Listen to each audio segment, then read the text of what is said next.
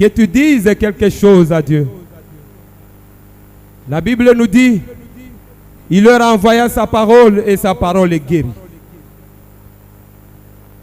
Nous allons seulement dire à l'Éternel que la parole qu'il va nous envoyer ce soir puisse nous guérir.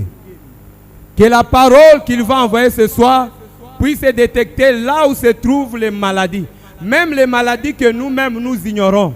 Et qu'elle amène la guérison. Parce que la Bible nous dit, il leur envoya sa parole et sa parole est guérie.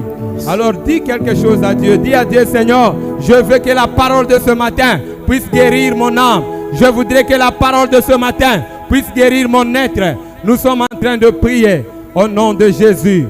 Oh Seigneur notre Dieu, merci ce matin. Éternel Dieu, ce jour, c'est un grand jour. Un jour merveilleux que tu as fait pour nous.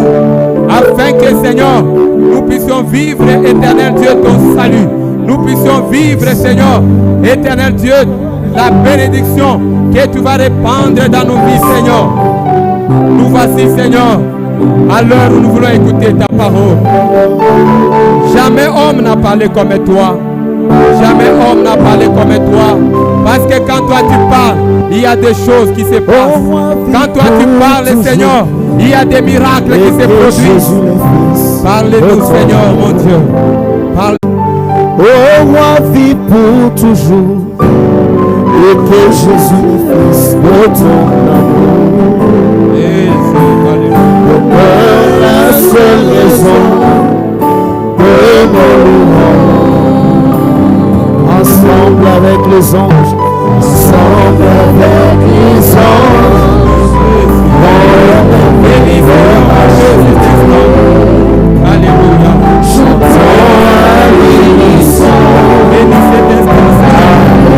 Bénis cet instant, Seigneur. Yahweh Bissoto Kotombola. Dans le nom de Jésus. Dans le nom de Jésus. Dans le nom de Jésus. Namitema Totatoli. Rosalisa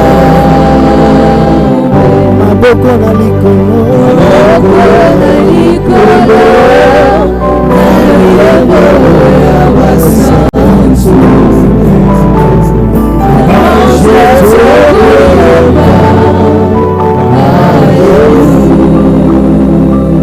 Nous sommes en train d'acclamer le Seigneur.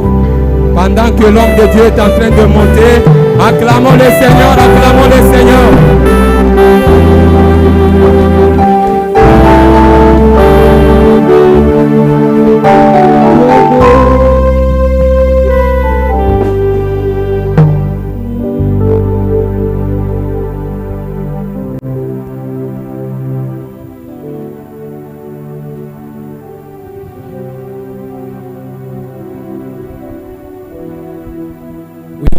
Nous allons plonger un peu en prière, que chacun parle un peu, parce que le Saint-Esprit a besoin de toi. Le cantique, Yahweh, Bissou, Kitina.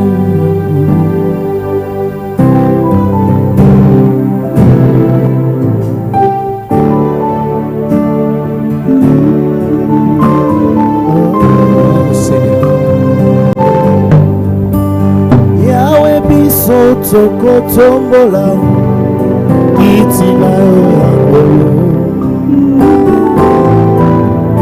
Namitema totatoli Rosalisa Aboko na likolo Naliemo ya basantu Nabanje Togoyemba Yahweh Bisoto Zotokola Kitina Namitema Totatoli Rosalisa Maboko na likolo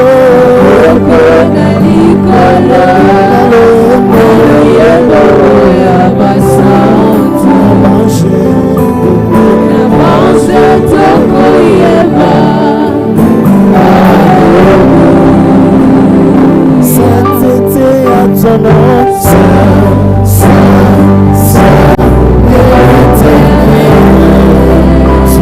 armées.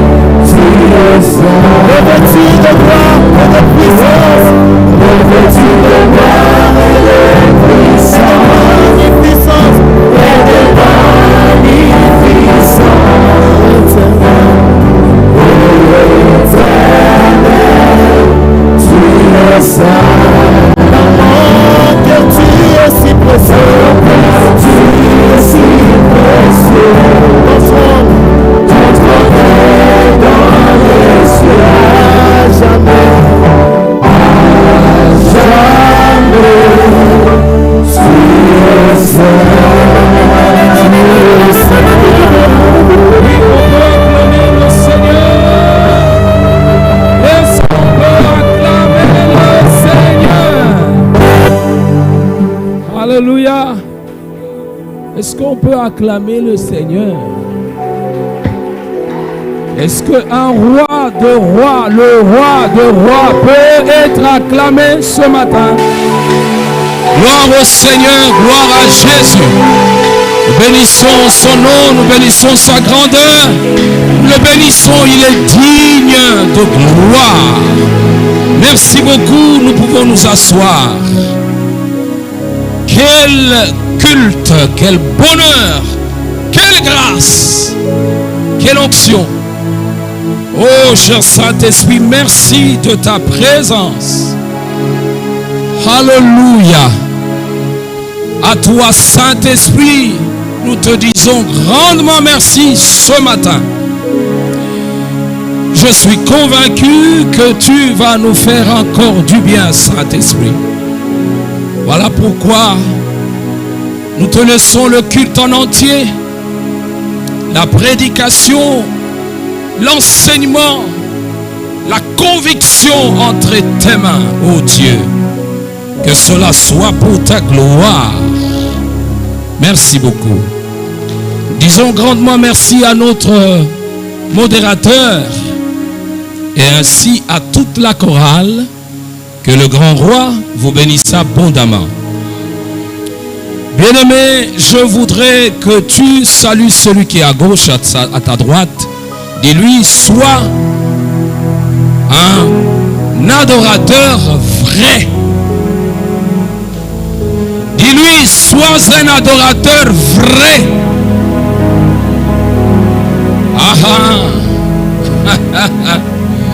Merci beaucoup. C'est comme un souhait, hein? Mais c'est un commandement poli. Un commandement plein de politesse. Où nous sommes en train de voir comme si c'est un souhait. Mais c'est une obligation. Oh, nous sommes au temple de la grâce et notre vision est claire. En tant que TGA, nous sommes couverts de l'ombre du Tout-Puissant. Et nous sommes assis sous l'alliance de la grâce divine. Et notre mission est de faire quoi?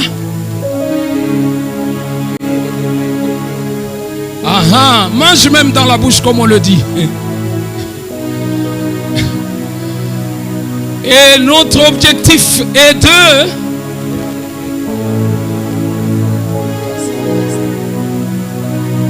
que le Seigneur nous bénisse abondamment. Je pense que notre bien-aimé est en retard. Il a permis seulement que les gens puissent répéter ce qu'ils ont déjà avalé. Bien-aimés dans le Seigneur, nous avions parlé de notre vision. Comment? Parce que parler de la vision, c'est parler de là d'où vous venez et où vous allez. Vous savez, si vous ne parlez pas de la vision, les gens ne sauront pas ils vont où. Ils sont appelés à faire quoi? Le temple de la grâce est sous une vision de la grâce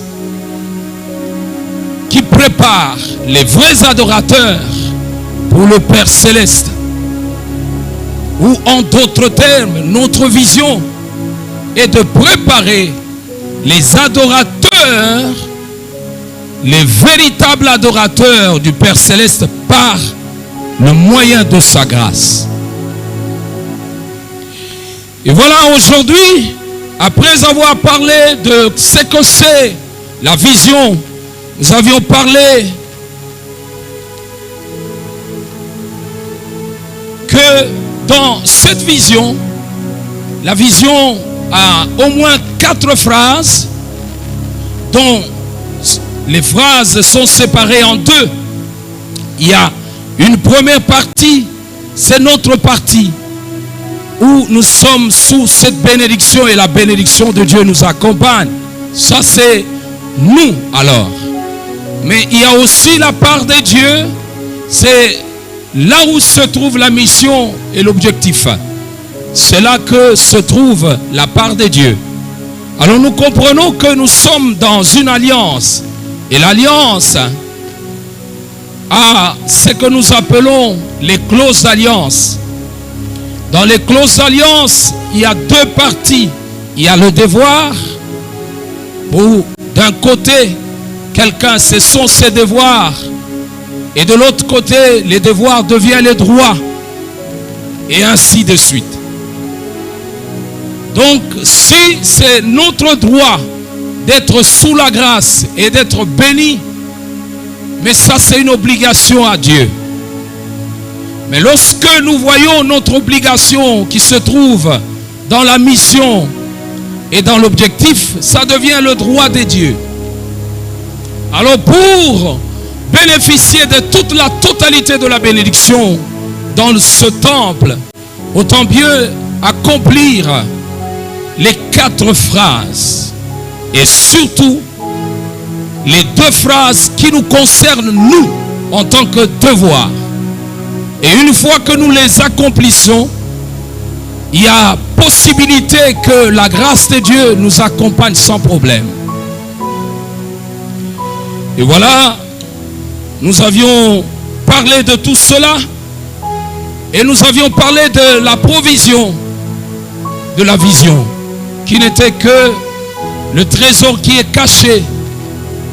Et après avoir fini de parler les provisions, nous avions attaqué la 2e partie, qui était la mission.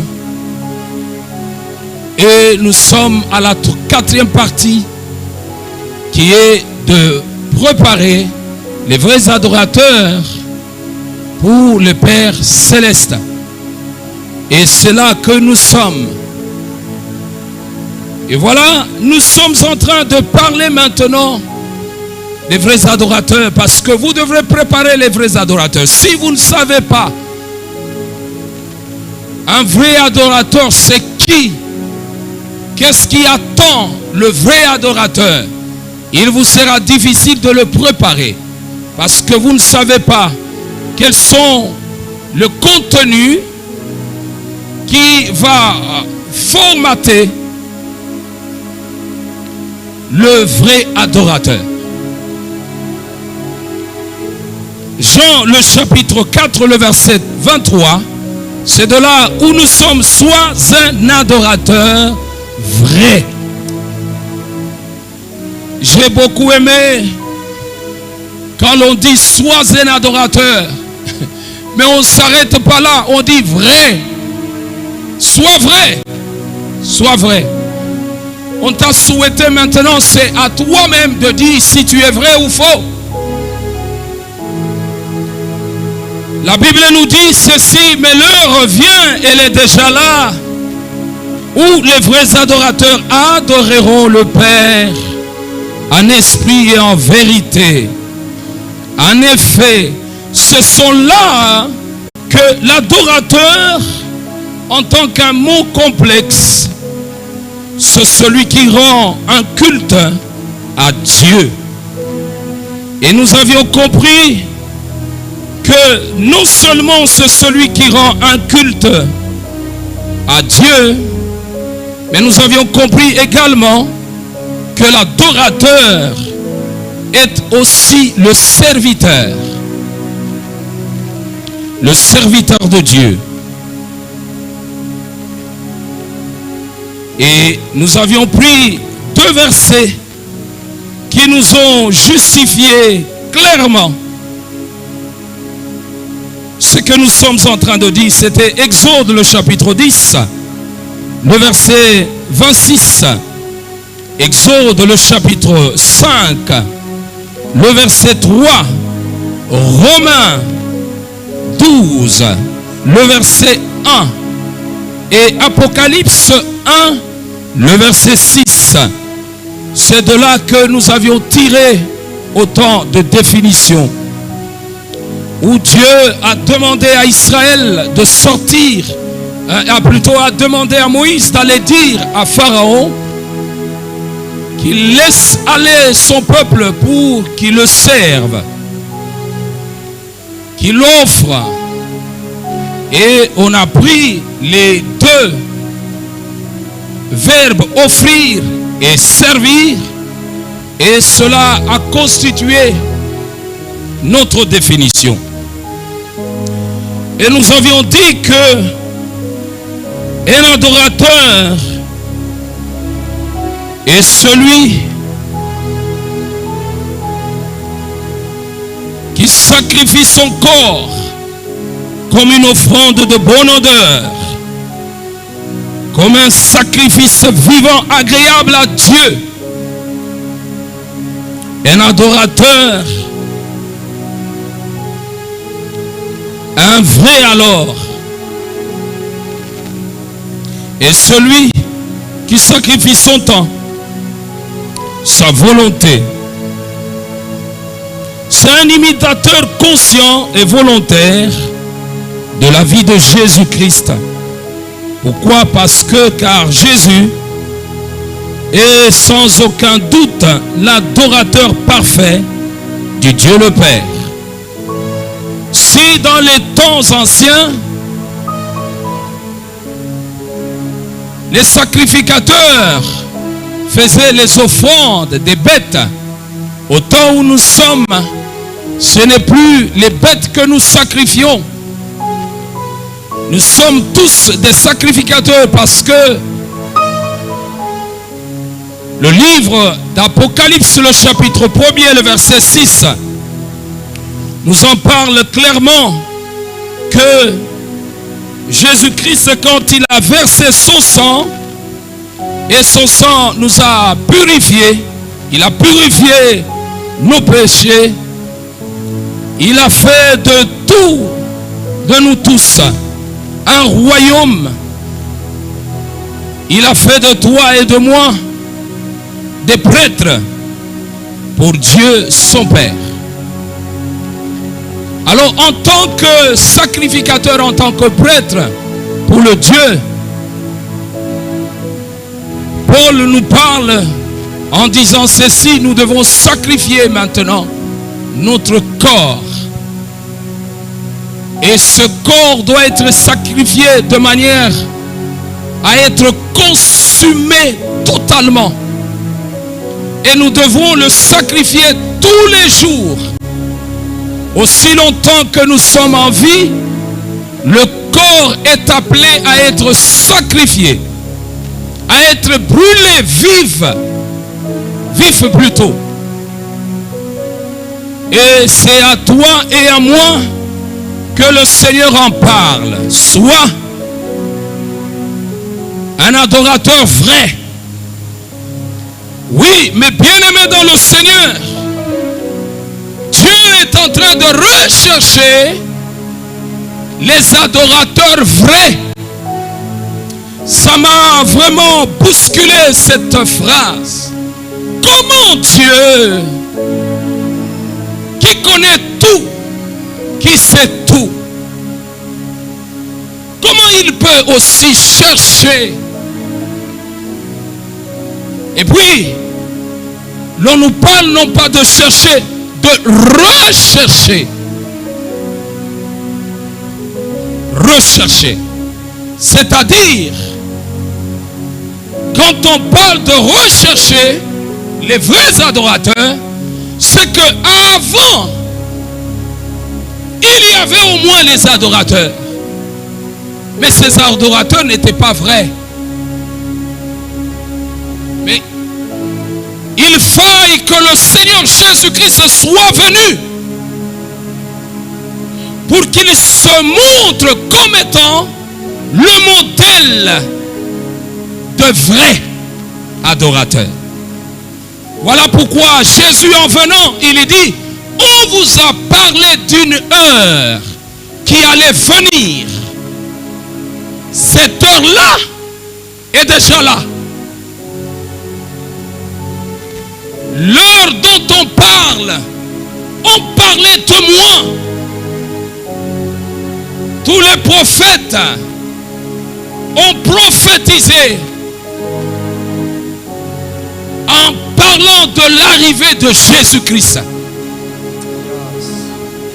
Et lorsque Dieu a donné cette révélation aux prophètes, la Bible dit ceci: les prophètes se sont investis pour rechercher, savoir cet homme sera comment. Dieu leur a dit ceci: ce n'est pas pour votre époque. Vous allez partir, mais cet homme va venir. Quelle joie pour nous si les hommes que nous appelons les Ésaïe, les Jérémie, les Noé, ils ont investi leur vie en recherchant le type d'adorateur dont le Père a annoncé. Mais Dieu va leur dire: arrêtez, vous faites un travail inutile, ce n'est pas pour votre temps. Alors, à toi et à moi, nous sommes sans excuse, parce que le vrai adorateur est déjà apparu sur la terre et il a laissé les traces. Nous devons suivre ces traces, parce que lui, l'adorateur vrai par excellence. Mais Dieu dit, il est en train de rechercher. Et qui est en train de dire ça? C'est Jésus-Christ, le modèle. Il dit, Dieu m'a envoyé pour rechercher les vrais adorateurs. Il est venu faire la collecte, la récolte des vrais adorateurs. Est-ce que toi, tu es parmi les adorateurs vrais? C'est ma question. Réponds toi-même. Dieu est en train de rechercher.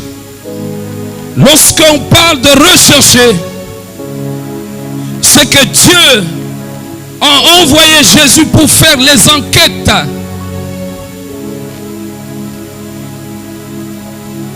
L'enquête sur la vie des hommes sur la terre.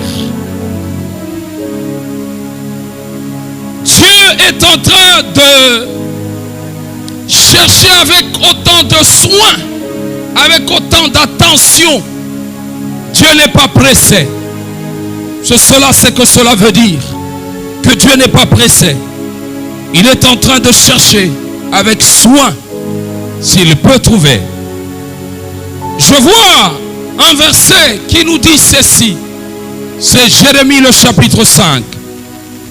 Le verset 1er. Que nous dit la Bible? Allez de ça, de là, dans les routes, les rues de Jérusalem, observez donc et constatez et cherchez sur ces places si vous trouverez un homme, s'il y en a un seul qui se comporte droitement et qui s'efforce d'être fidèle, dans ce cas, je pardonnerai cette ville. Je suis dans parole de vie, ne vous en faites pas. Ça, c'est parole de vie. Mais là, on nous dit parcourez les rues de Jéricho. Remettez ce que vous aviez remis. J'ai déjà lu ça. Parcourez les rues de Jérusalem. Regardez, informez-vous. Cherchez dans les places. S'il se trouve un homme, s'il y en a un qui pratique la justice, qui s'attache à la vérité, et je pardonne plutôt à Jérusalem. Voyez un peu, Dieu, il voulait pardonner, mais Dieu était à la recherche depuis Jérémie. Il va aller partout, observer, c'est-à-dire regardez attentivement. Ne soyez pas pressés. Regardez avec attention. Observez. Il dit, allez surveiller les gens. Épiez les gens. Suivez-les chacun dans tout ce qu'il fait. Ne soyez pas pressés à la conclusion. Prenez de votre temps. Si vous allez trouver quelqu'un de juste, comme Paul a dit, efforcez-vous à être les imitateurs. Donc quelqu'un qui s'efforce à être fidèle. Si vous en trouvez un, venez me voir. Je vais pardonner Jérusalem. Oh, l'exercice n'a pas été facile. Si réellement on avait trouvé quelqu'un, ce jour-là, Jérusalem allait être pardonné. Mais malheureusement, ce quelqu'un-là n'a pas été trouvé. Il dit, allez vous informer. Allez vous informer. En d'autres termes, faites vos enquêtes. Entrez dans les rues, partout. Si vous ne trouvez pas dans les rues, allez sur les places. Là où il y a des hommes de grand renom. Les hommes de respect. Allez à ces places-là. Là où les rois se réunissent. Là où les sages se réunissent. Là où les intelligents font des réunions. Allez là-bas. Informez-vous. S'il y a quelqu'un que vous allez trouver. Bien-aimés dans le Seigneur, nous comprenons par là que ce n'est pas facile d'être vrai. Mais c'est une obligation de l'être parce que Dieu, il est en train de chercher les faux. Le ciel n'est pas pour les faux. Le ciel est pour les vrais. Non pas pour les gens qui sont en attendant. Le ciel, mes bien-aimés, est pour bientôt. Le bientôt, maintenant qu'on parle, n'est plus le bientôt que les disciples ont entendu. Ce bientôt s'est rapproché. Et ce bientôt est déjà totalement peint par les événements qui montrent à suffisance que le temps est en train d'aller vers la fin. Par tout ce que nous entendons, par tout ce que nous voyons, le temps court, il va vers la fin. Es-tu vrai? Que Dieu soit loué. Si tu ne l'es pas, efforce-toi. Il est grand temps. Auprès de Dieu, ce jour-là, je t'informe, toi qui me suis à la maison ou qui me suivra après, il n'y a pas de repêchage. Si tu rates, il y a seulement un endroit que tu ne vas pas rater. Si le ciel est raté, tu ne rateras pas l'enfer. Il n'y a pas la transition habituée dans des pays où il y a toujours transition. Maintenant, c'est un gouvernement de transition. Auprès de Dieu, il n'y a pas de transition. Il n'y a pas purgatoire. Ou tu es de Dieu, ou tu n'es pas de Dieu. Les vrais, Dieu est à la sélection des vrais. Es-tu vrai? Que l'Éternel soit loué pour t'avoir comme vrai. Es-tu encore adorateur simple que le Saint-Esprit t'assiste pour devenir le vrai?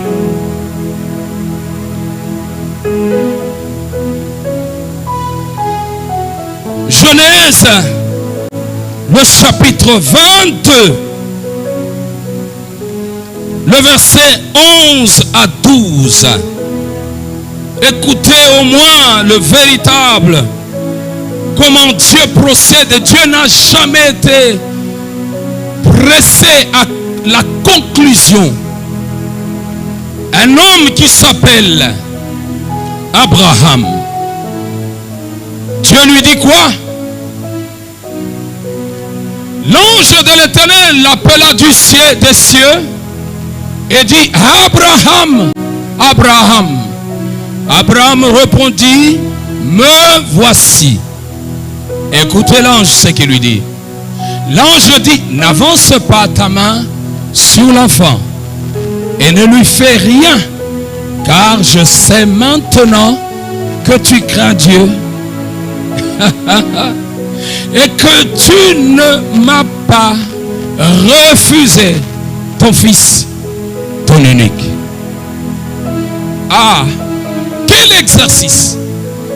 Lorsque vous commencez la lecture, le chapitre 1er, plutôt le verset 1er, il dit que Abraham, Dieu l'a mis à l'épreuve. Ah, Dieu mit Abraham à l'épreuve. Cet homme Abraham, Dieu va l'appeler à 75 ans.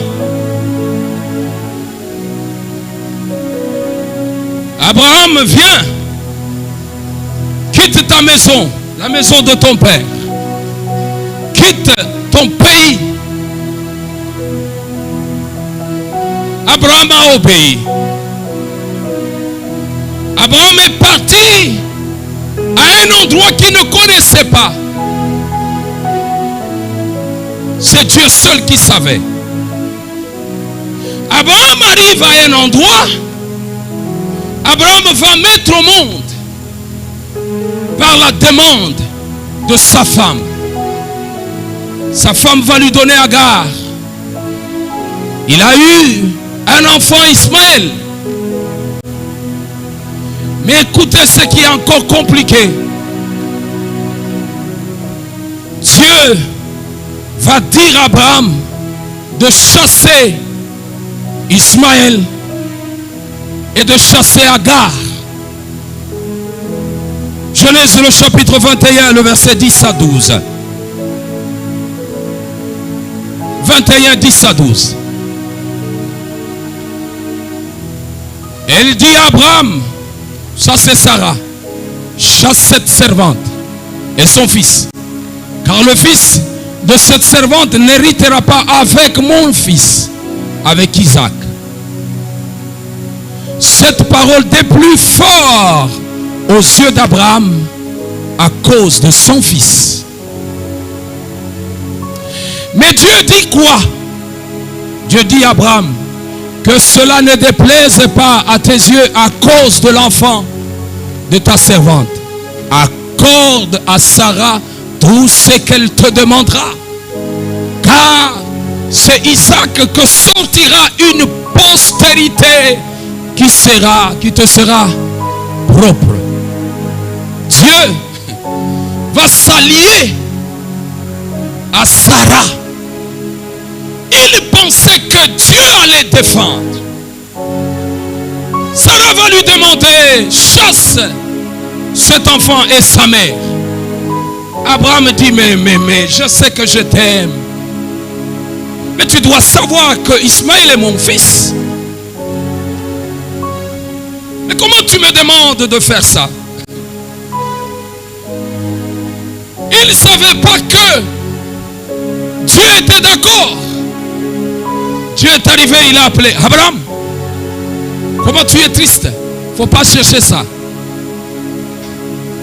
Abraham, comment tu es triste? Il dit, Dieu, toi tu connais mon cœur.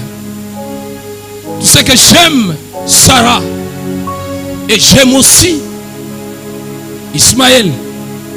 On peut laisser partir Agar. Je serai d'accord. Mais celui-là c'est mon fils. Pourquoi? Parce que si Abraham était d'accord à faire partir aussi, à ne pas faire partir plutôt, n'était pas d'accord à ne pas faire partir Agar, il aurait dit ceci: Agar, elle est ma concubine. Mais il n'a pas parlé d'Agar.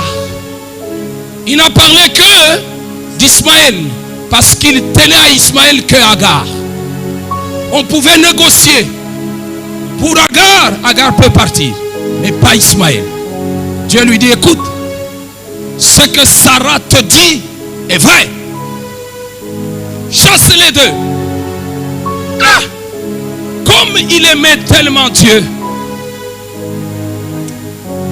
il n'a pas douté des paroles que Dieu lui a dit. En tant qu'adorateur vrai. Certaines choses, lorsque Dieu nous en parle, de foi, cette volonté a toujours été difficile.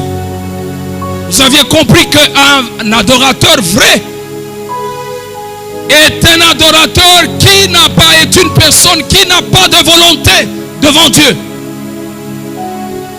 Il fait la volonté du Père. Et ce jour-là, il devrait faire la volonté de qui? Du Créateur.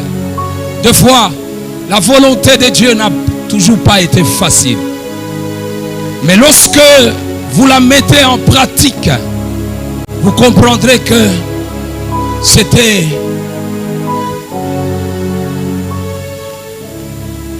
agréable.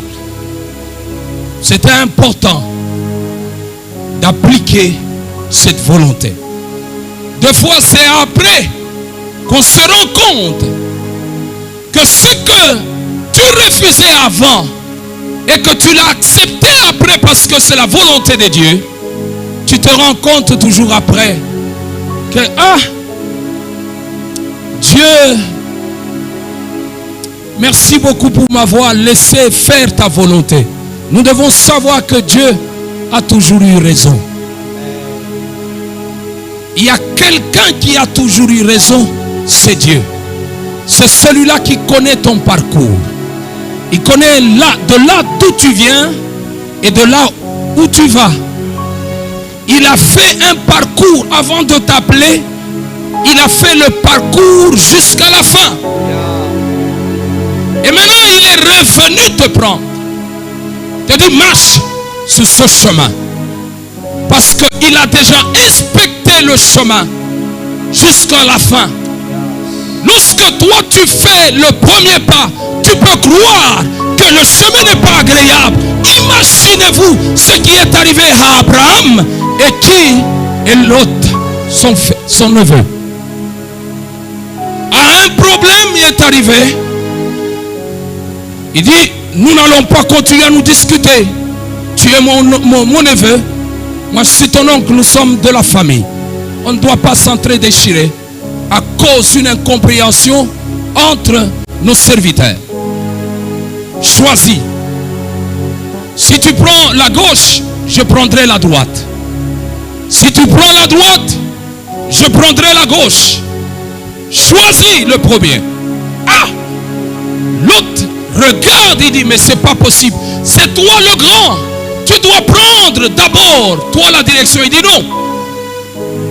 Toi choisis. Il était sûr de Dieu. C'est pour cela qu'il n'est pas pressé. Un adorateur n'a jamais été pressé. Il sait que son Dieu n'est pas loin de lui. Et il fera toujours un bon choix. Laisse que l'Éternel qui t'accompagne t'amène à faire un bon choix. Parce que tu es un véritable adorateur. Ne sois jamais pressé. Attends toujours. Ce que tu as raté hier n'était pas pour toi. Le tien est en train d'arriver. Et à coup sûr, ça va te chercher. Je suis en train de déclarer et je prie mon Dieu que ce qui est à toi te localise et t'attrape partout où tu es. Bien-aimé dans le Seigneur, il a choisi, il croyait être intelligent. Il a regardé là où il y avait la verdure. Il dit avec Babibouele ou Nazanango, autant mieux que je prenne ce côté-là. Il est parti. Depuis qu'il marchait avec l'autre, Dieu a cessé de le parler. Quand il s'est séparé avec l'autre, il entre dans le lieu où il semblait être un désert. Dieu lui dit, lève les yeux. La terre où tu as foulé, c'est la terre où il y a le lait et le miel. Mais au vu comme ça, c'était pas impossible, c'était pas vrai. Mais tout paraissait être désert. Mais le secret de Dieu a été caché.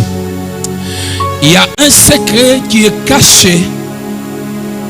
Toi, en tant qu'enfant de Dieu, tu dois découvrir ce qui est caché, ce que Dieu a caché. La révélation est à toi. Et les choses cachées sont à Dieu.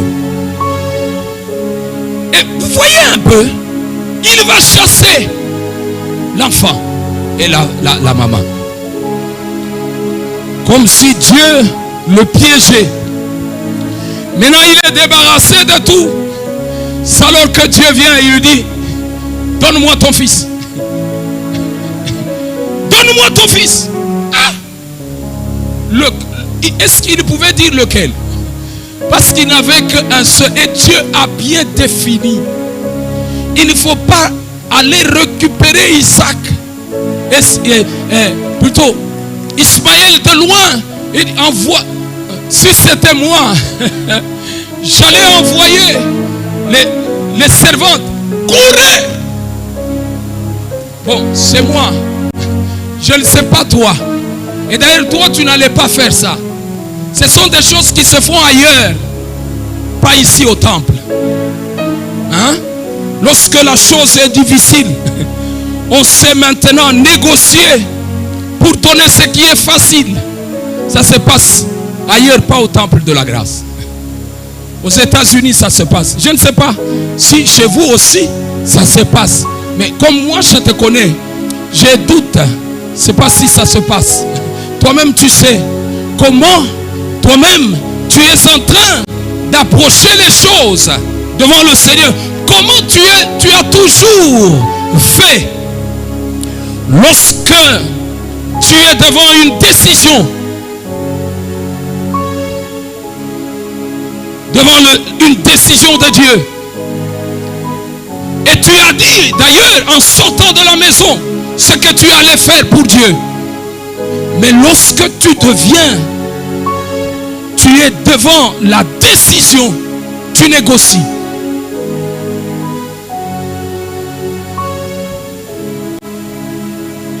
Dieu, quand il appelle, il demande, ne négociez pas. Alors, Dieu a précisé, donne-moi l'unique. Et il a fini par aller donner. C'est là que Dieu, si j'ai parlé que Abraham est sorti sans connaître là où il allait, Dieu n'a rien dit. Abraham va se séparer avec Agar selon la décision de Dieu et d'Ismaël. Dieu n'a rien dit. Mais Dieu va parler au jour d'Isaac. Il dit maintenant là, je viens de comprendre que tu fais quoi? Tu me crains. Mais quand il sortait là, vous savez pourquoi? Parce qu'Abraham, lorsqu'il partait de chez eux, Dieu lui a dit ceci, je vais faire de toi un homme grand. Vous savez, quand on dit un homme grand, on suit quand même. Parce qu'il y a l'intérêt. Je serai un homme grand. Je serai un homme grand. Là où je pars, je serai un homme grand. Il a attendu pour être un homme grand. Ça a pris du temps. Il est allé s'asseoir dans les chênes de Mamré en train de penser. Dieu m'a dit que je serai grand. Mais où est cette grandeur? Mais maintenant on lui dit, prends l'enfant, viens donner. Là il n'y a pas, on lui a rien dit. Ce qui viendra après, c'est lui-même qui a ajouté lorsqu'il allait avec l'enfant. Il dit, ici nous allons à la montagne, nous allons revenir, nous allons offrir pour Dieu. Mais l'enfant ne savait pas, l'offrande c'était lui. Dieu va te mettre à l'épreuve pour savoir si réellement tu es adorateur et vrai adorateur. Alléluia. Que Dieu soit loué. Est-ce que tu es prêt à donner ce qui est attaché à ton cœur? Je ne parle pas de l'argent. Parce que quelqu'un va dire,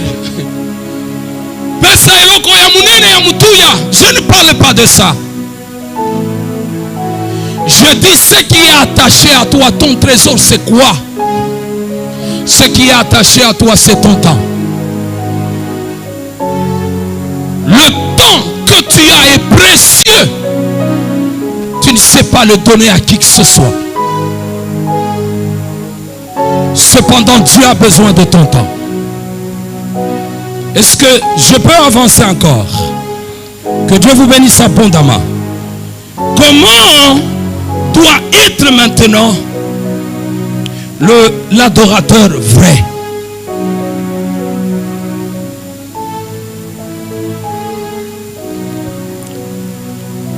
L'adorateur vrai doit avoir une connaissance approfondie de Dieu. Tu dois avoir une connaissance approfondie de Dieu que tu sers. Autrement, tu ne vas pas bien servir Dieu. Autrement, tu ne vas pas bien adorer Dieu. Du moment que tu n'as pas une connaissance approfondie de Dieu. Jean le chapitre 4, le verset 22.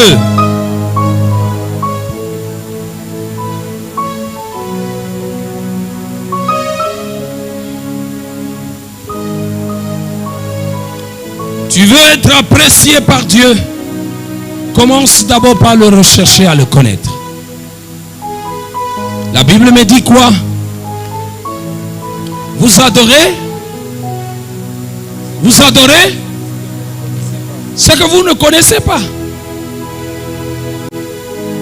Quand on adore ce qu'on ne connaît pas, on va adorer mal.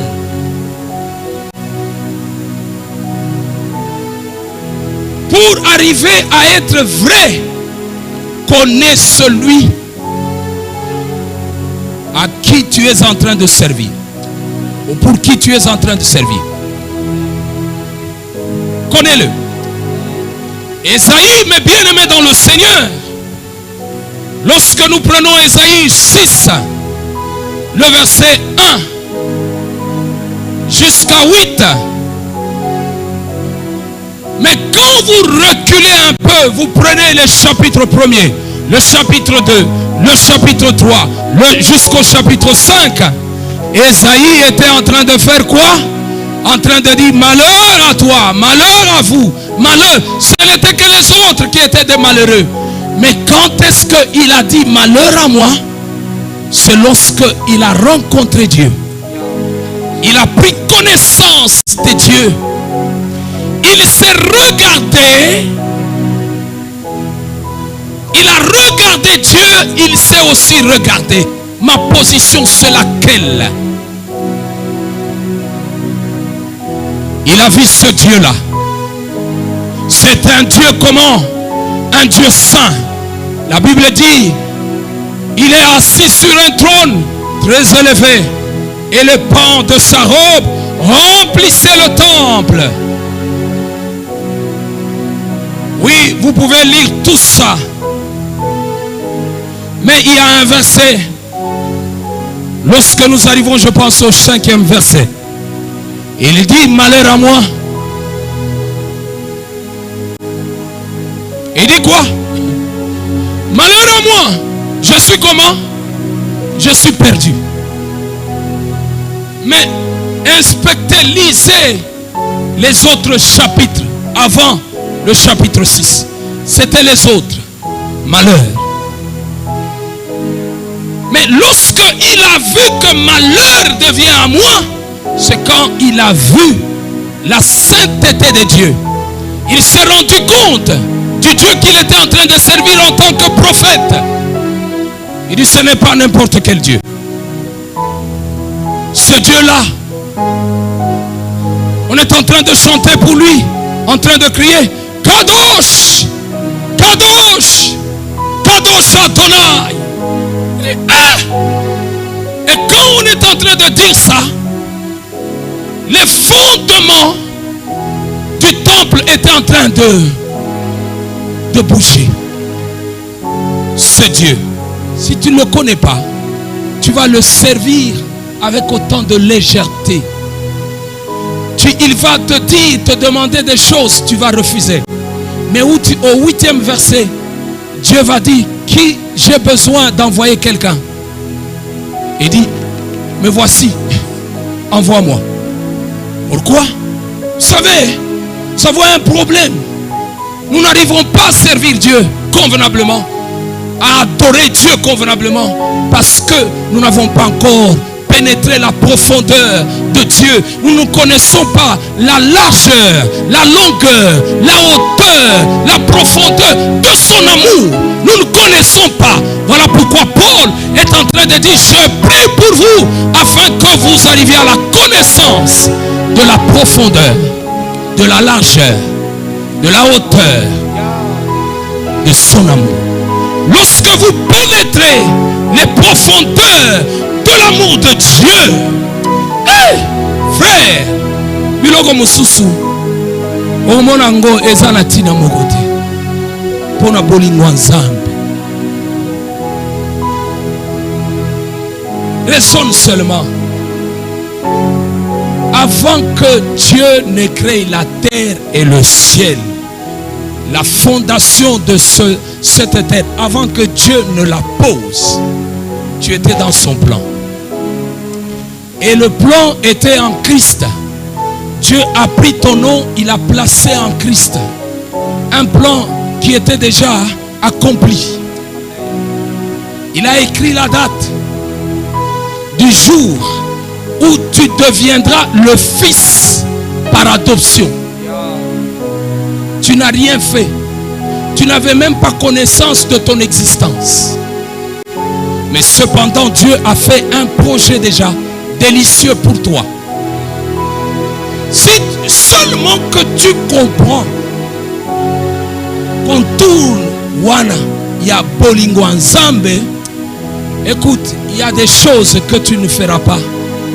Quand il y a culte, tu seras le premier, la première à être là. Que le Seigneur nous bénisse. Il y a quelqu'un d'autre. C'est Jérémie. Dieu va lui dire, Jérémie, pourquoi tu me dis que toi tu es un enfant? Oh, moi je ne sais pas parler. Laisse-moi t'apprendre, Jérémie. Avant que tu ne sois formé dans les seins de ta mère, moi, je te connaissais. Alors, Jérémie regarde. Il dit, c'est pas possible. Il laisse Dieu finir. Avant que tu ne sois né, je t'avais déjà établi prophète. Hein?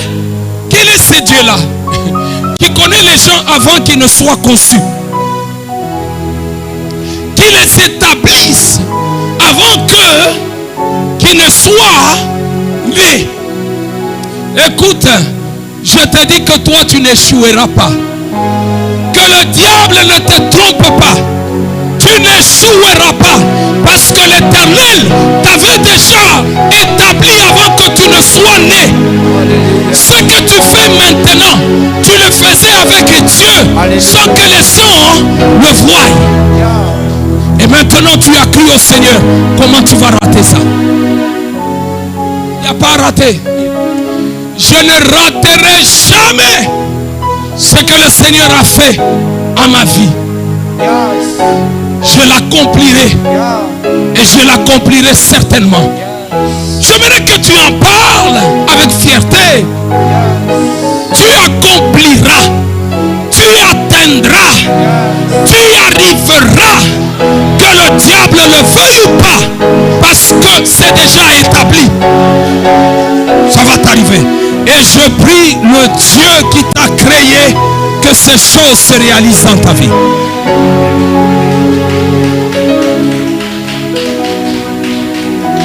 Oh, Dieu est merveilleux. L'adorateur ne doit pas vivre dans le mélange. Arrêtez le mélange. Vous devrez être pur. Jean le chapitre 4, le verset 16.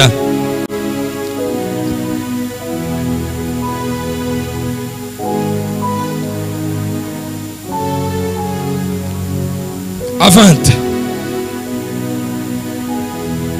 Non, Jean 16, 4, 16 à 18.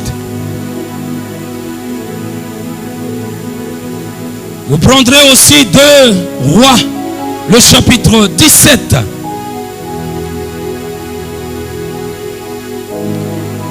commencerez à partir de 24. Surtout prenez à partir de 28. C'est ça qui peut être encore intéressant. Jusqu'à 32. Vous pouvez écrire ça.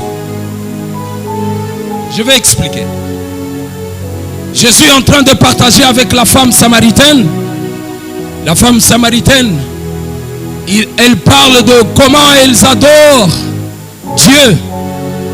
Je dis ceci. C'est comme si vous n'avez pas le verset. Je dis Jean le chapitre 4, le verset 16 à 18. Et puis 2 Rois 17. Commencez à partir de 29 à 32. Il va lui dire ceci. Qu'est-ce qu'il lui a dit?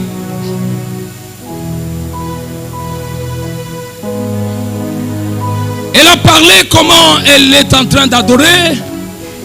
Vous vous dites ceci. Jésus lui dit, amène-moi ton mari. Elle va dire,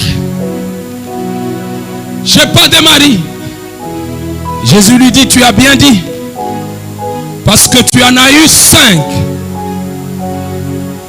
Mais celui que tu as n'est même pas pour toi. Souvent, on parle de cette femme qu'elle est, elle a une vie légère. Mais quand vous lisez très bien, elle a eu 5 maris. C'est-à-dire, soit elle les a changés, c'était ses maris à elle. Soit elle avait divorcé, on ne l'a pas dit. Mais le 6e mari, on lui dit que ce n'est même pas ton mari à toi. C'est-à-dire les autres. C'était comment? À vous qui faites les analyses. Mais qu'est-ce que Jésus est en train de lui parler en tant que prophète? Lorsque vous prenez 2 Rois, le chapitre 17, à partir du 28e verset, 28, 29, 30, vous allez comprendre que lorsque la Samarie était en train d'être formée,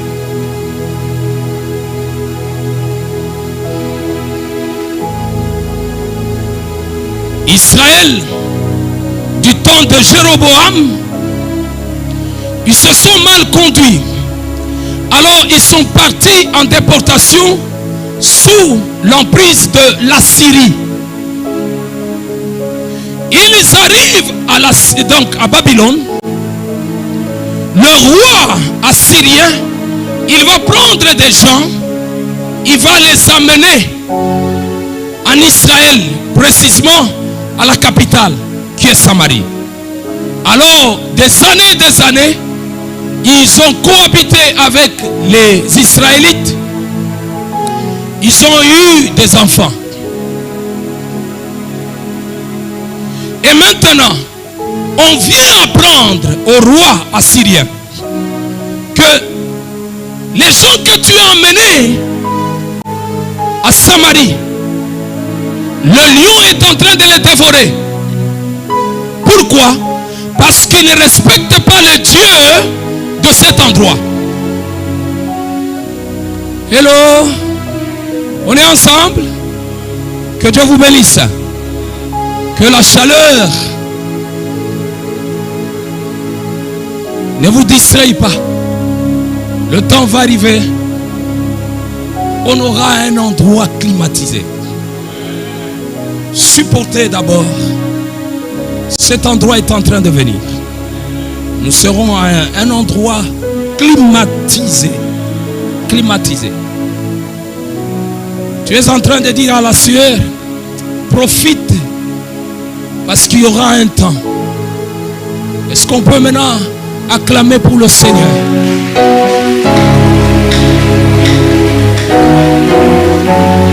Voilà.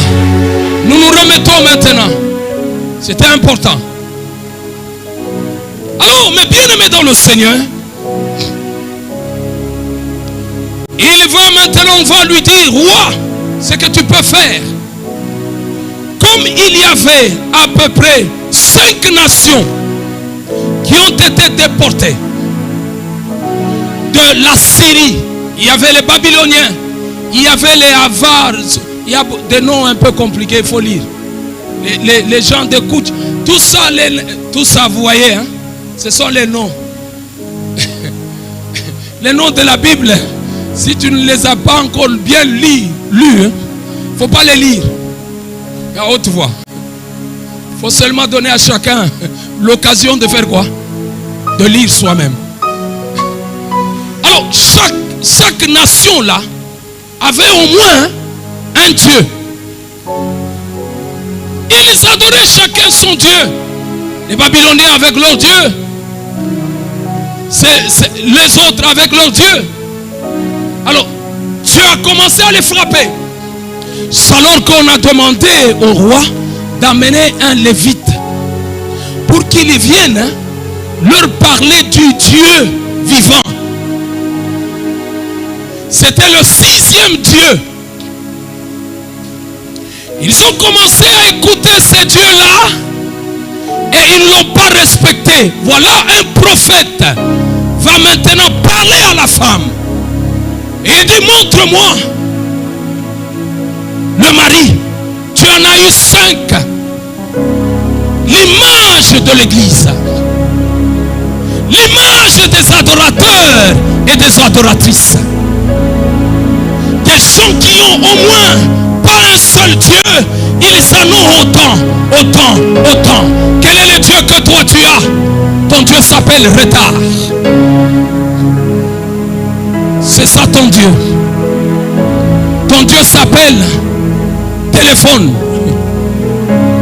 Ton Dieu s'appelle quoi? Bidja. C'est ton Dieu. En tout cas, tu es fanatique, Yabilokouan. Donc pour toi, tu n'as jamais été à temps. Jamais. C'est un Dieu, n'est-ce pas? Tu l'adores. Le téléphone ne t'a jamais quitté à la main. Partout où tu es, avec le téléphone. Tu passes combien de temps avec le téléphone?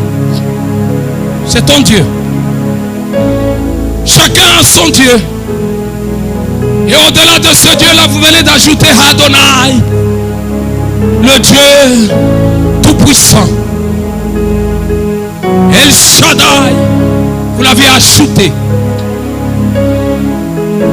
Voilà pourquoi la Bible est en train de dire que Dieu est en train de chercher des adorateurs vrais qui n'ont qu'un seul Dieu, le Dieu véritable. Ça ne sert à rien, mes frères et sœurs, de gonfler son poumon en l'air en disant oh, alléluia, Hosanna, et la mécompte la sigome. Alléluia, kakakokokoko. Tu parles la langue. Il ne faut pas te contenter à ça. Est-ce que tu as le vrai Dieu? Es-tu le vrai adorateur?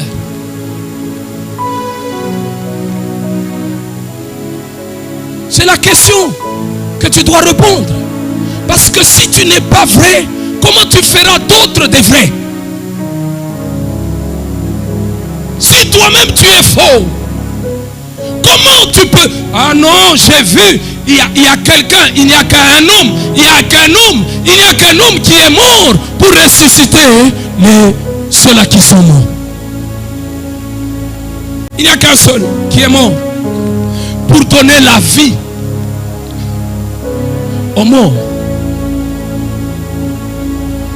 Mais un mort, quand il veut donner, c'est comme qui dirait tu sais que celui-là est mort d'une maladie vénérienne. Il est déjà mort. Ok, qu'on soit pénicilline. Tu perds le temps. C'est un mort. Bien-aimé dans le Seigneur, es-tu vivant ou tu es mort? C'est ma question. Si tu es vivant, tu peux aussi donner la vie aux autres. Jésus, bien qu'il était mort, Il a dit, je suis la résurrection et la vie. C'est que Jésus n'était pas mort. Quand bien même on l'a descendu, il est parti faire le travail là en bas pour ressusciter ceux-là qui étaient morts. Il n'y a que lui. Est-ce que l'adorateur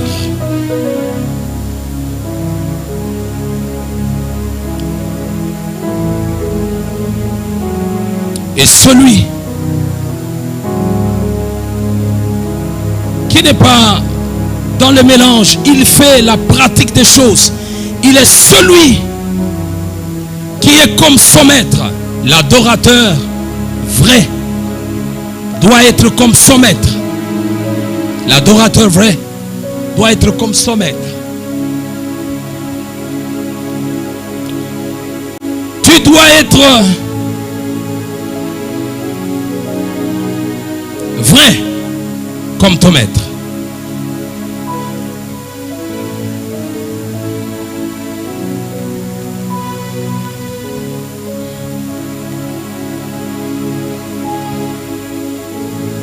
Est-ce que tu peux lire Luc le chapitre 6, le verset 40? Un autre nous prépare. Luc 14, 26 à 27 et 30. Je reprends. Luc 6, 40.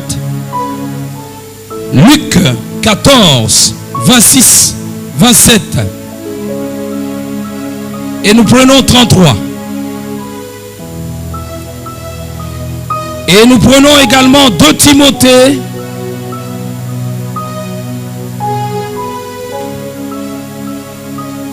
Le chapitre 4.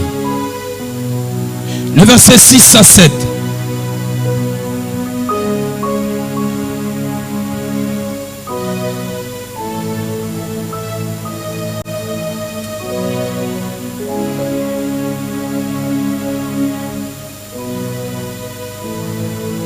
On peut avoir 3 lecteurs, qu'on y aille vite. 3 lecteurs, s'il vous plaît. Nous lisons au nom de Jésus. Luc 6, 40.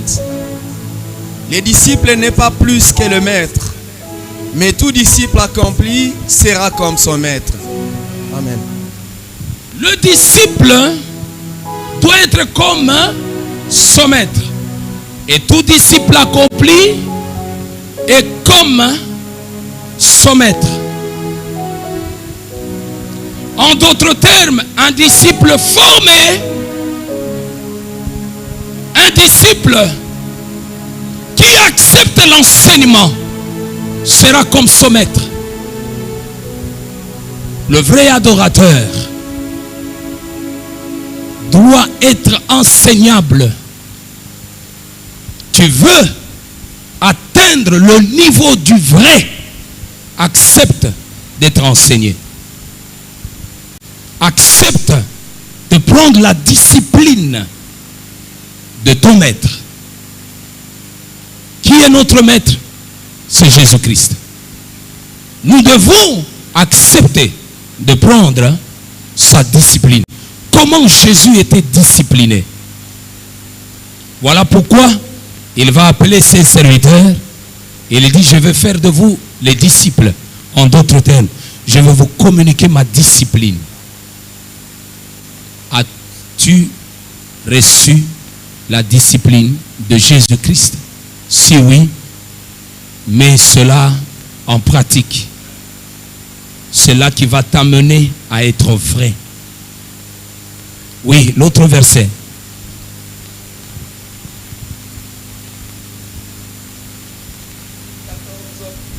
Il n'y a pas d'autres qui peuvent lire. Comme ça, 26. On y aille comme ça. Nous Papa lisons. Niger nous prend aussi l'autre verset. Si quelqu'un vient à moi, et s'il n'est pas son père, sa mère, sa femme, ses enfants, ses frères, et ses sœurs, s'il ne fait pas quoi? Et s'il n'est pas son père, sa mère, sa femme, ses enfants, ses frères et ses sœurs, et même sa propre vie, il ne peut être mon disciple. Vous comprenez? Vous voulez être vrai? apprenez à vous séparer de ce que vous aimez. Oh, Jésus est venu nous séparer avec les parents. Non, non. C'est-à-dire, vous ne devrez pas aimer vos parents plus que Jésus-Christ. Vous ne devrez pas aimer le pasteur plus que Jésus-Christ. Vous ne devez pas aimer votre maison ou votre bureau plus que Jésus-Christ. Vous ne devrez pas aimer votre voiture plus que Jésus-Christ. Vous ne devrez pas aimer vos enfants plus que Jésus-Christ. Est-ce que c'est ça que nous faisons? Être disciple accompli, vrai. Oui, papa. Et quiconque ne porte pas sa croix et ne me suit pas ne peut être mon disciple. Timothée. 2 Timothée chapitre 4, versets 6 à 7, nous lisons au nom de Jésus. Amen. Car pour moi, je sers déjà de libation et le moment de mon départ approche. J'ai combattu le bon combat. J'ai achevé la course. J'ai gardé la foi. Désormais, la couronne de justice m'est réservée. Le Seigneur, le juste juge, me la donnera dans ces jours-là. Et non seulement à moi, mais encore à tous ceux qui auront aimé, son avènement. Son avènement. Amen. Bien-aimés dans le Seigneur, vous comprenez un travail que nous devons faire tous ensemble. C'est de nous séparer avec tout ce que nous aimons pour nous attacher à Christ. Aussi longtemps que vous serez attachés à ce que vous aimez, il vous sera difficile d'être un serviteur accompli. Il vous sera difficile d'être un adorateur vrai. Si vous n'arrivez pas à vous renier vous-même, à vous refuser, à porter votre propre croix, vous n'avez pas droit à suivre Jésus-Christ. Ceux-là qui peuvent suivre Jésus sont ceux-là qui ont accepté de tuer, de sacrifier leur propre corps. Ils ont accepté de sacrifier leurs propres besoins au profit de la connaissance de Jésus-Christ. Paul est en train de dire ceci: j'ai combattu ce bon combat. Et maintenant où je t'en parle, Timothée, je suis devenu comme un sacrifice. Et ma mort n'est pas loin. Bientôt là, je vais mourir. Je suis prêt. Parce que tous les jours, je me prépare pour ça. Je assujettis mon corps. Je le domine. Afin de gagner Jésus-Christ dans ma vie. Il est vrai, quand tu me regardes, tu peux croire que je souffre. Emprisonné aujourd'hui. Frappé, prêt à la mort demain. Et après-demain, être abandonné par tout le monde. Mais Timothée, tu as pitié de moi. Moi-même, je sais que je suis prêt à la mort. Le combat que je combats, et j'ai gardé la foi, c'est le combat de la foi. En d'autres termes, en tant que adorateur vrai, j'ai toujours été à la place où Dieu me demande d'être. C'est ça ce qu'il dit: j'ai combattu le bon combat. En d'autres termes, partout où Dieu a voulu me voir, je me suis présenté. Je suis allé à cet endroit. Autant que Dieu voulait, je suis allé pour servir les intérêts de Dieu. Mais est-ce que c'est ça ton cas? Les gens que tu dois former, il faut qu'il t'imite toi. Avant de former, laisse-toi former. Pour que tu sois un serviteur accompli. La Bible me dit ceci. Dans Luc le chapitre 9, le verset 62, il dit ceci. Quiconque met la main à la charrue et regarde en arrière, il n'est pas. Est-ce que tu fais aussi ça? Vous savez, qu'est-ce qu'il était en train de dire? Parce que Jésus était au milieu de cultivateurs. La charrue, ce sont les bœufs qui traînent ça. Ou quelqu'un qui peut traîner ça. Il est en train de conduire. Et la charrue va l'aider à faire des sillons. Bon, chez nous, nous appelons des plates-bandes. Mais on les appelle aussi les sillons. C'est-à-dire, vous voyez, là où vous êtes, c'est un sillon. Entre les sillons, il y a des terrassiers. Et ces terrassiers vont servir de l'eau. On va mettre de l'eau ici, de l'eau là-bas. Et ici, là, où on a fait les sillons, c'est là qu'on va planter, on va mettre les engrais. Mais alors, si celui qui est en train de traîner la charrue regarde derrière, c'est qu'il va dévier la charrue. Et la charrue, au lieu de faire une ligne droite, elle va faire une ligne oblique. Et c'est un travail gaspillé. Peut-être pour vous qui n'avez pas encore cultivé, nous les cultivateurs, nous comprenons. Lorsque vous faites une plate-bande qui est comme ça, qui dévie, ça va vous empêcher à bien semer. Alors, il est en train de dire ceci.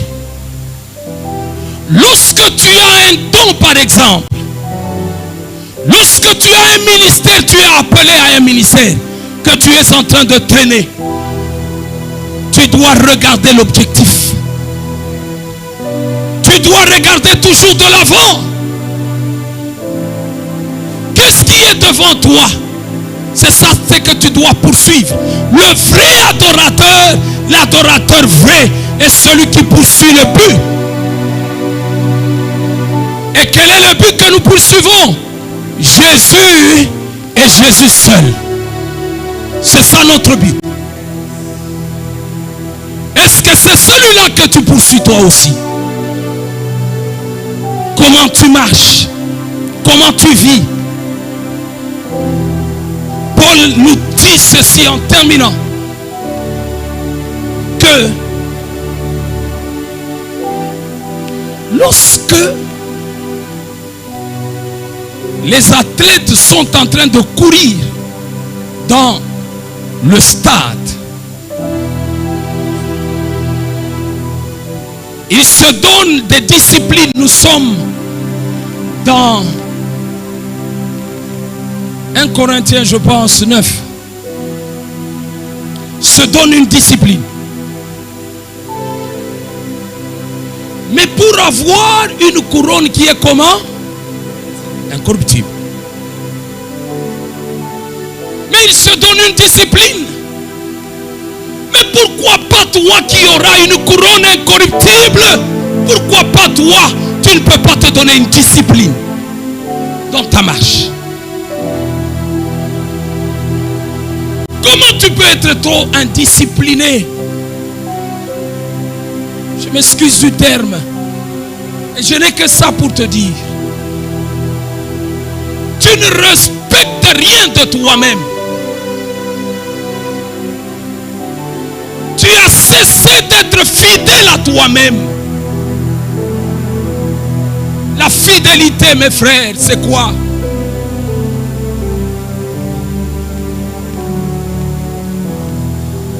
c'est la résistance de toute sollicitation contraire à ce que tu t'es dit de faire. C'est ça l'infidélité.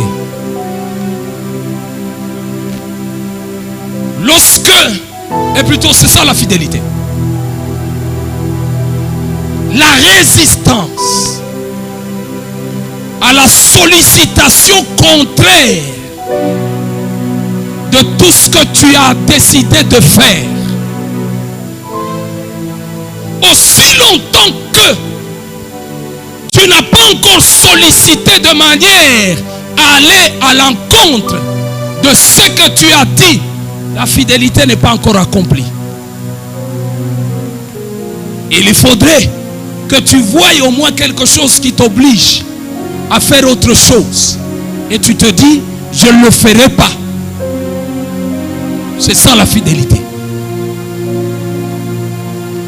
Mais maintenant, mon frère, est-ce que tu es fidèle? C'est ça ce qu'il a dit. Notre Seigneur, celui qui tient à la charrue et qui regarde en arrière.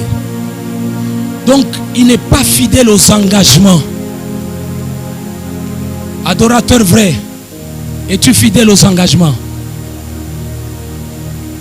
Combien de vœux tu as fait dans ta vie? Pasteur, est-ce que tu peux arrêter? J'ai dit, je termine. Sur ce point-là. Es-tu fidèle au vœu que toi-même tu as fait? Le vœu que toi-même tu as fait. Maman, je vais vous appeler à 17h. Arrivé à 17h, je ne vous appelle pas. Suis fidèle. Bon, quelqu'un va dire, tu as oublié. Mais du moment que tu t'es rappelé, pourquoi tu ne t'es pas excusé? Beaucoup ne font pas ça. Tu as fait un engagement.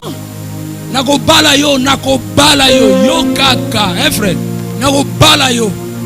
Mukolo yako bala, okeko bala msusu. Tu es infidèle. Oh non, non. Voyez. Non, tu es infidèle. Tu as donné le vœu. Il faut que cela, ce que tu as fait comme déviation, soit donc trouve une explication valable. Au cas contraire, c'est que tu es infidèle. Tu as traîné la fille d'autrui pendant autant d'années en train de t'attendre.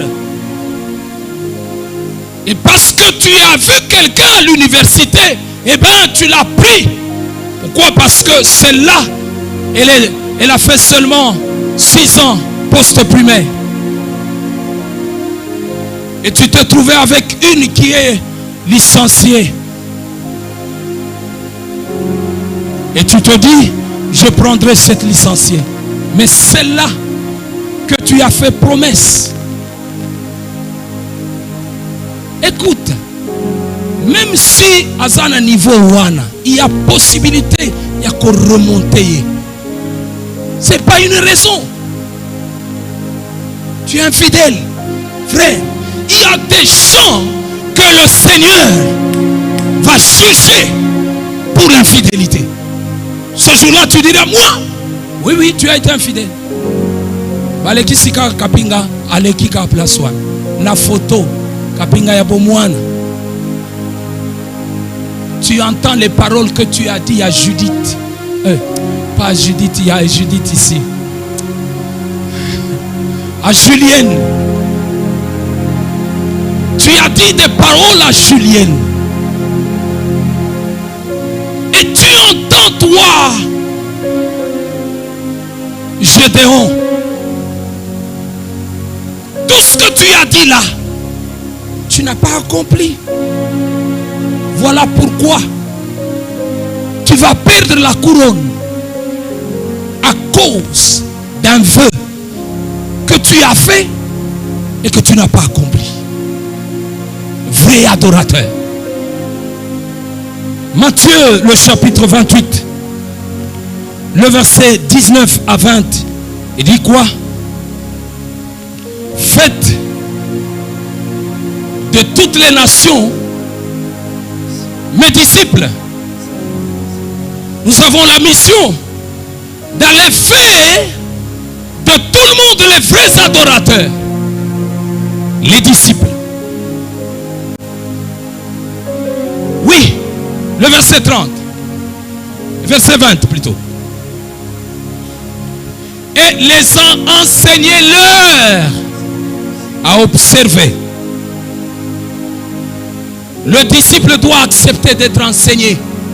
On devient adorateur accompli, adorateur vrai, lorsque on aime l'enseignement. Ce ne sont pas des prédications qui feront de toi un adorateur vrai. Parce qu'il faut qu'on te forme. On te donne la forme. Et pour donner à quelqu'un la forme, c'est l'enseignement qui donne la forme. Ce ne sont pas des prophéties.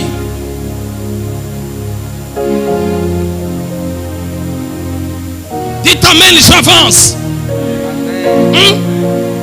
C'est dans les prophéties, je voulais dire. Comment on nous dit? Dites amen, je prophétise. Prophesize. Alléluia.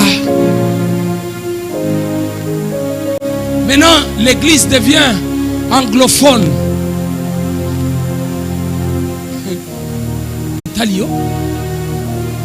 Dites amen, je prophétise, je ne dis pas amen. Si tu ne prophétises pas, il y a un problème.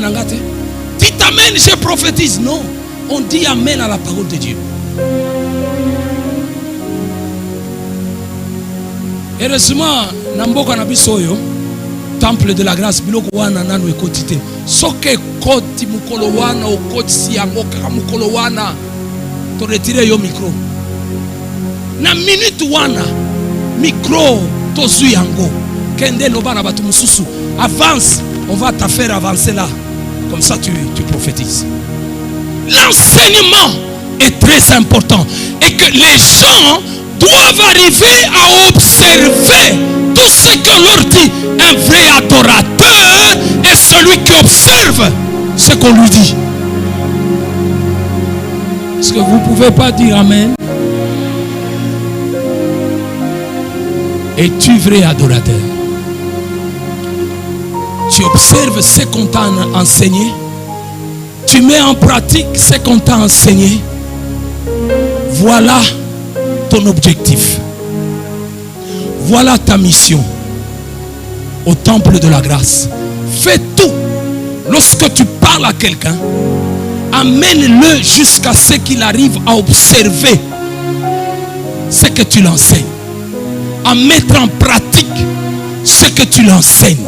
Si tu ne mets pas en pratique ce que la Bible dit, tu n'es pas encore vrai adorateur. L'Éternel cherche des vrais adorateurs. Sois un vrai adorateur. Sois un adorateur vrai. Est-ce que tu peux dire amen? Est-ce que tu peux dire amen? Est-ce que tu peux dire Seigneur, j'aimerais être adorateur vrai? Est-ce que tu peux le dire encore au Saint-Esprit? Saint-Esprit, j'aimerais être adorateur vrai. Et cela au nom de Jésus-Christ, nous disons amen.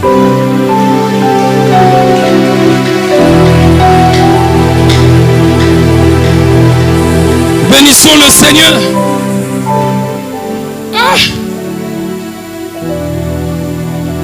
Aujourd'hui, vous avez été extraordinaire. Est-ce que tu peux t'incliner un peu en prière et tu touches celui qui est à ta droite ou à ta gauche? Tu dis Seigneur, je te présente une adoratrice, un adorateur qui est à mes côtés. J'aimerais que tu fasses de lui ou d'elle un vrai ou une vraie. J'aimerais que tu touches celui qui est à ta gauche, à ta droite. Tu pries pour celui-là. C'est ta prière. Merci Saint-Esprit pour ces choses, Seigneur notre roi. Nous acceptons, Dieu, de rester des fidèles à toi et des adorateurs vrais. Que rien ne nous sépare de ce qui est de toi, Seigneur. Que rien ne nous retire de ce qui est précieux. Et ce qui est précieux, c'est toi, Éternel. Gloire à toi, Jésus. Père éternel, notre roi, aujourd'hui, Seigneur, nous venons de terminer l'enseignement sur la vision, Seigneur. Tu nous as aidés à parler et ton peuple t'a entendu. Voilà qu'aujourd'hui, chacun a dit qu'il s'est engagé à être adorateur vrai pour former aussi des adorateurs vrais. Cher Saint-Esprit, je voudrais que Dieu, que tu le prennes à la main, que tu le conduises, que tu lui donnes les mots, que tu lui donnes les verbes, que tu lui donnes des témoignages qui vont faire que, Seigneur, la personne qu'il va entraîner puisse suivre les pas d'un vrai adorateur jusqu'à arriver vers toi, Seigneur. Et que Dieu, que nous puissions voir le temple de la grâce être rempli, rempli et rempli jusqu'à déborder que des vrais, que des adorateurs vrais, que des adorateurs vrais, que des adorateurs vrais que toi tu recherches. Que la bénédiction d'Abraham accompagne tout le monde qui a entendu cette parole, Père. Au nom de Jésus-Christ. Amen.